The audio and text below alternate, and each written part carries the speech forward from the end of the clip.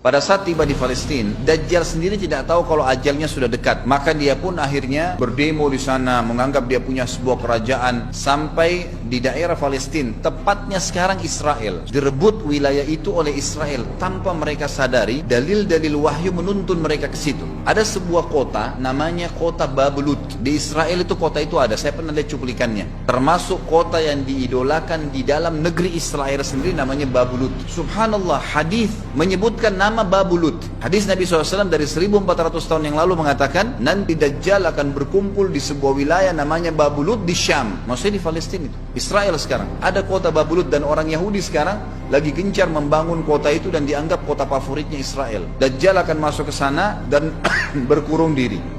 Keluar dari kota Madinah satu orang yang namanya seperti namanya Nabi Muhammad SAW, Muhammad bin Abdullah, dan dia dari turunan Nabi SAW juga. Kata Nabi SAW, akan keluar nanti seseorang dari kota Madinah, dari keturunanku yang namanya seperti namaku, Muhammad bin Abdullah. Juga sama posternya, parasnya seperti aku, sama dengan Nabi SAW, persis alisnya, rambutnya, kulitnya dari turunan Nabi SAW, tapi dari asli kota Madinah. Sebagian ulama hadis mengatakan dari turunan Hasan radhiyallahu anhu ajmain, tapi akhlaknya bukan seperti akhlakku. Tentu tidak mungkin ada orang yang sama dengan akhlak Nabi SAW. Allah mengubah dia dalam sehari semalam. Tiba-tiba berubah menjadi orang baik dalam sehari semalam. Jadi orang faham agama. Orang-orang pun akan datang kepadanya dari masyarakat Madinah berkata, engkau adalah turunan Rasulullah SAW, pimpinlah kami berperang melawan Dajjal.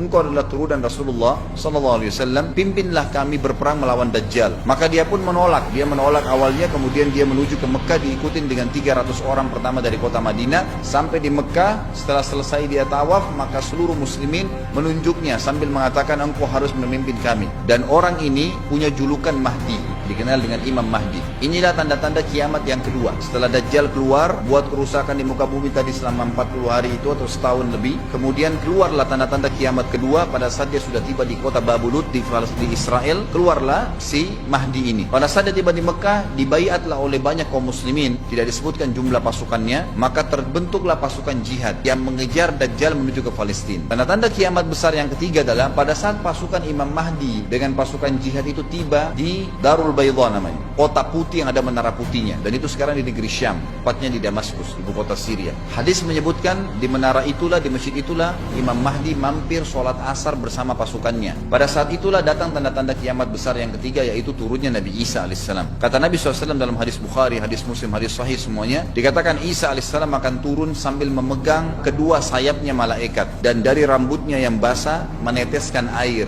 dan semua muslimin waktu itu menyaksikan. Dan ini wahyu, penyampaian, pasti terjadi. Maka dia pun turun, lalu kemudian dia masuk, dan orang-orang pada saat itu mengenalnya kalau dia adalah Isa, dan mereka sudah tahu ini masanya turunnya, keluarnya Dajjal. Mahdi sudah ada, mereka tahu akan turun Isa. Sudah ada informasi seperti saya sampaikan ke Bapak Ibu sekarang, itu multi muslimin zaman itu sudah tahu semua.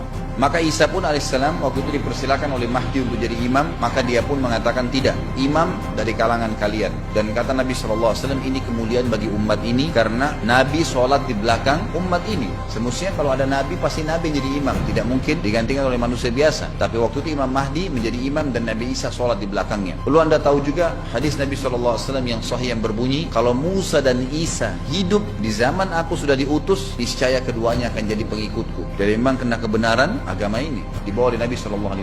Sholatlah mereka, kemudian mereka menuju ke Palestina. 3 tanda-tanda kiamat sekaligus terjadi. Nabi Isa alaihissalam akhirnya tiba dengan pasukan mujahidin di depan pintu gerbang Babulut. Kemudian orang-orang Yahudi tidak kenal, tidak tahu Nabi Isa, tidak tahu tentang itu Mahdi. Mereka belum tahu ini.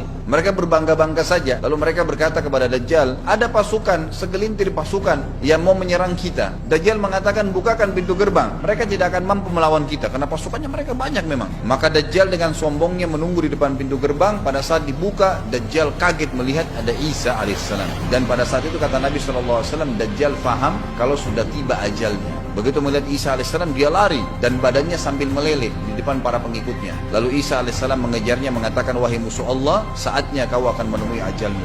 Ditusuklah dengan tombak emas di antara dua matanya, maksudnya di dahinya, ditusuk oleh Isa alaihissalam dan matilah Dajjal.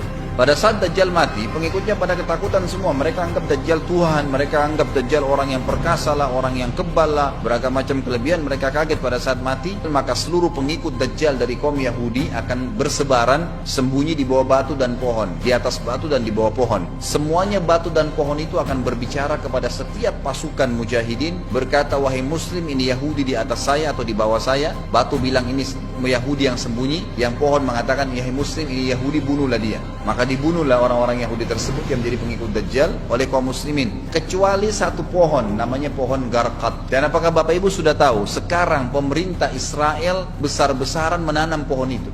Satu dunia ini semuanya Islam. Hadis sahih, kata Nabi SAW, Islam akan masuk ke setiap rumah dengan kemuliaan atau terhina. Enggak ada lagi penolakan terhadap Islam. Itu hadis sahih. Maka Nabi Isa AS memimpin pada saat itu, disebutkan dalam hadis, 40 tahun dengan ketenangan menerapkan hukum Islam. Kata Nabi SAW, bagaimana awal umat ini bisa sesat sementara aku yang pimpin, dan bagaimana akhir umat ini bisa sesat sementara yang pimpin mereka Isa, dengan menjalankan hukum-hukumku. Dari Nabi Isa AS nanti menerapkan Al-Quran seperti yang kita lakukan, sholat, segala ini sudah selesai, dikerjakan semua. Dalam hadis lain dikatakan Isa alaihissalam akan menghancurkan semua salib, membunuh semua babi. Nggak ada seekor babi pun hidup di muka bumi pada saat itu, semua salib dihancurkan, dan yang menjadi tidak ada agama lain. Semua, Nasrani, Yahudi, Hindu, agama apa saja habis semuanya. Semuanya beriman kepada Allah subhanahu wa ta'ala dan menjadi muslim.